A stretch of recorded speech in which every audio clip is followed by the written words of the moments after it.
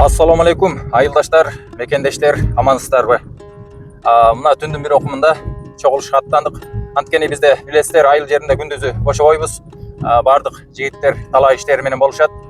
Ушул кечкисин чогулуп, эртеңки кирип келаткан Курбан айт майрамын кандай кылып өткөрөбүз, кандай салымдарды кошобуз, кандай шан шөкөттөрдү уюштурабыз. Кыскасы, Кудайдын улуу майрамы болгон Курбан айт майрамын кантип биз жогорку деңгээлде өткөрөбүз деген ой менен чоң талкуу болмокчу.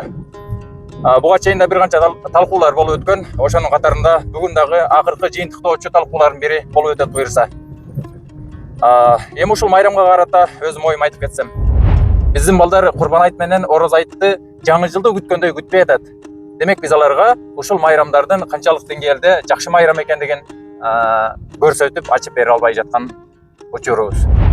Ошондуктан мына кирип келаткан Курбан айт майрамын балдарыбызга жогорку деңгээлде жакшы бир шан шөкөттөр менен эсинде кала турган, эмдиги жылы да күтө турган кылып, жаңы жылды күткөндөй күтө турган кылып өткөрүп берели.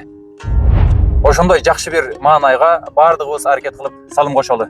Бул бир гана уюштуруучу топтун же болбосо бир белгилүү молдокелердин майрамы эмес, жалпы мусулмандардын майрамы. Кирип келаткан Курбан айт майрамыңыздар менен дагы бир ирет чын жүрөгүбүздөн куттуктайбыз.